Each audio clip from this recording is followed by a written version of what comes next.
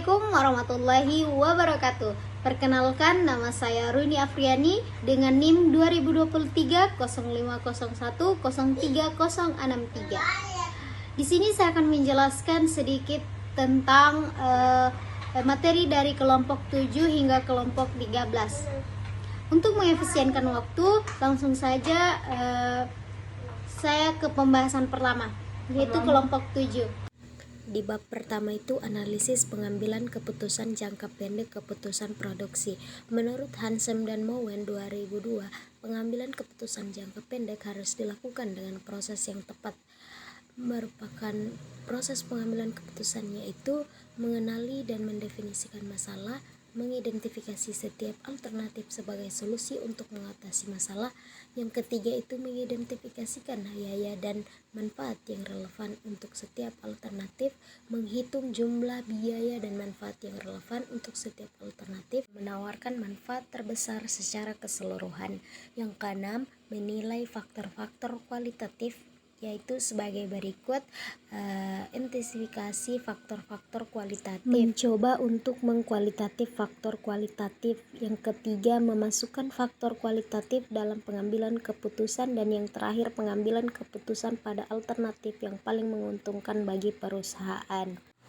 Kemudian teori pengambilan keputusan dalam manajemen ada dua, yaitu keputusan rutin dan keputusan khusus. Keputusan rutin ini yaitu keputusan manajemen yang terjadi secara berulang-ulang dengan kondisi yang sama. Contohnya yaitu pembuatan order pembelian, pemeliharaan, pengkajian bulanan, perhitungan biaya lembur. Kemudian keputusan khusus. Keputusan khusus yaitu keputusan manajemen yang tidak rutin terjadi. Contohnya yaitu membeli atau membuat sendiri, mengganti aktiva tetap, menerima atau menolak pesanan khusus. Kemudian ada konsep biaya dalam pengambilan keputusan jangka pendek. Ada 3, yaitu sunk cost, opportunity cost, dan relevant cost.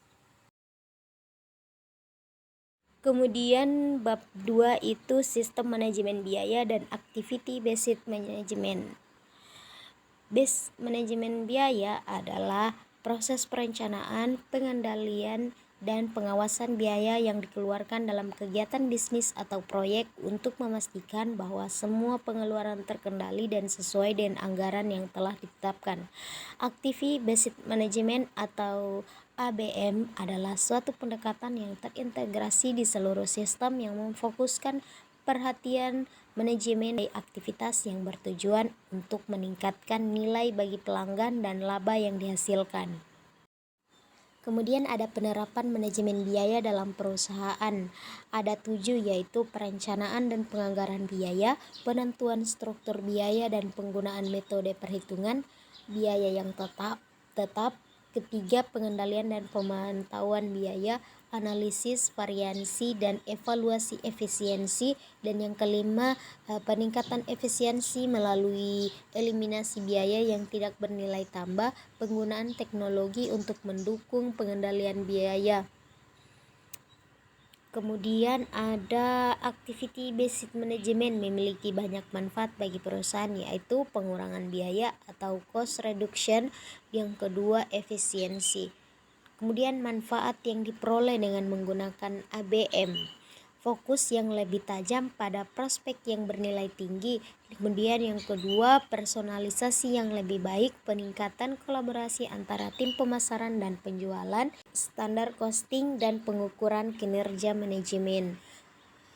Menurut Mulyadi 2010, biaya standar adalah biaya yang ditentukan di muka yang merupakan jumlah biaya yang seharusnya dikeluarkan untuk membuat satu satuan produk atau untuk membiayai kegiatan tertentu di bawah asumsi kondisi ekonomi, efisiensi, dan faktor-faktor tertentu. Kemudian ada jenis-jenis standar biaya standar, yaitu standar teoritis, standar biaya waktu yang lalu, standar normal, standar pelaksanaan yang terjadi. Kemudian ada penentuan biaya standar.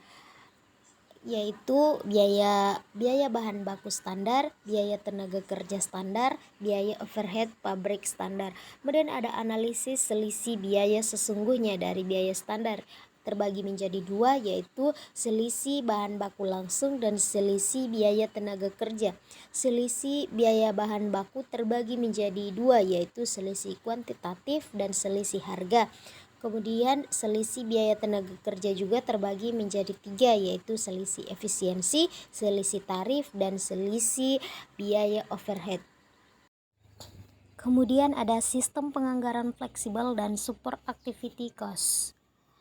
Komponen anggaran fleksibel, pengertian aktivitas biaya. Aktivitas biaya adalah segala jenis kegiatan yang dilakukan dalam proses produksi atau penyediaan produk atau jasa.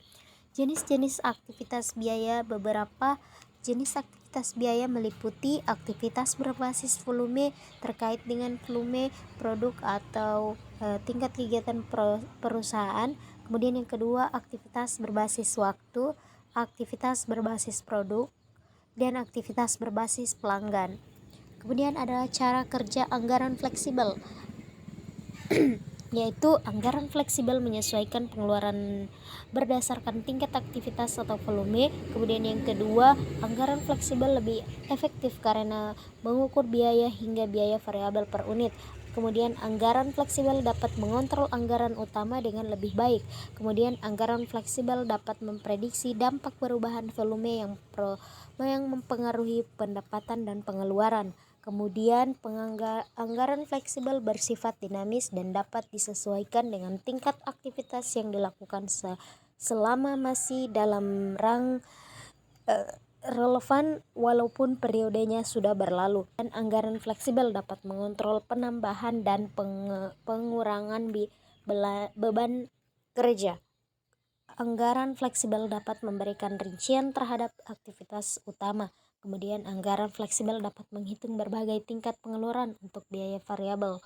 Kemudian ada varian anggaran fleksibel, ada 5, yaitu varian aktivitas, pendapatan pengeluaran, laporan kerja kombinasi antara varian aktivitas, kemudian laporan kinerja dalam organisasi nirlab, kemudian ada laporan kinerja dalam pusat biaya. Kemudian kesalahan umum anggaran fleksibel ada 5, yaitu tidak memahami kesalahan umum, menetapkan proyeksi yang berlebihan, kemudian mengabaikan kebutuhan anggaran secara utuh, mengonsumsi pendapatan memiliki aliran kas positif, menghabiskan uang yang sesungguhnya belum dimiliki, kemudian tidak mengidentifikasi biaya mana yang variabel dan biaya mana yang tetap.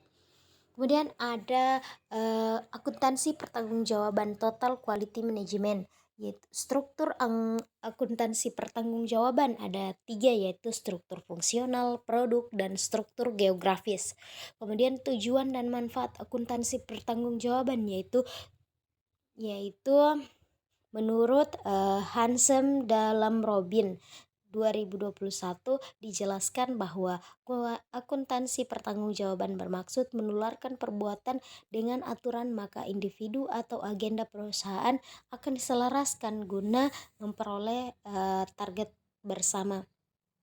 Kemudian ada jenis-jenis pusat pertanggungjawaban, yaitu pusat biaya, pusat pendapatan, pusat laba, pusat investasi. Kemudian ada total quality management. Menurut Waklan bahwa total quality management atau TQM merupakan pendekatan untuk meningkatkan efektivitas dan fleksibilitas bisnis secara keseluruhan. Kemudian ada urgensi penetapan total quality management atau TQM, yaitu kelemahan sebuah usaha bisnis terletak pada lemahnya kemampuan manajerial baik dalam perencanaan, pengorganisasian, pemasaran maupun akuntansi, menurut Hubeis dan Najib 2014. Kemudian ada investment center dan transfer pricing. Investment center adalah salah satu bagian atau unit dalam struktur organisasi yang memiliki tanggung jawab untuk mengelola aset perusahaan serta mengukur kinerja berdasarkan hasil laba yang dihasilkan dari investasi yang dilakukan. Kemudian ada metode yang digunakan dalam transfer pricing, yaitu comparable untrolled price atau CUP method, resale price method, cost plus method, transactional net margin method, dan profile split method. Hubungan antara investment center dan transfer pricing dapat meningkatkan efisiensi dan efektivitas organisasi.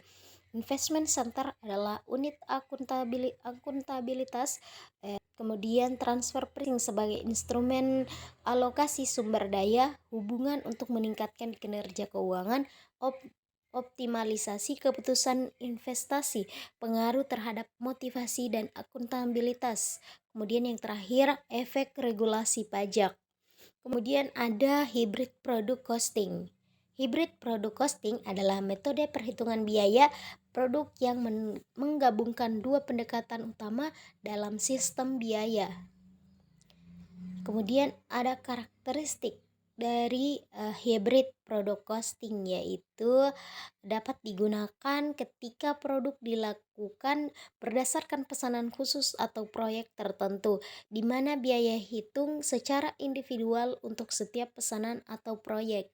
Kemudian ada fleksibilitas dalam penanganan berbagai jenis produksi, pengalokasian biaya berdasarkan sumber yang tepat, pengendalian biaya yang lebih akurat, kemudian yang meningkatkan akurasi penetapan harga jual, menyediakan informasi yang diperlukan untuk pengambilan keputusan. Itulah tadi pemaparan materi dari saya. Lebih dan kurangnya mohon dimaafkan. Wabillahi taufiq wal hidayah. Wassalamualaikum warahmatullahi wabarakatuh.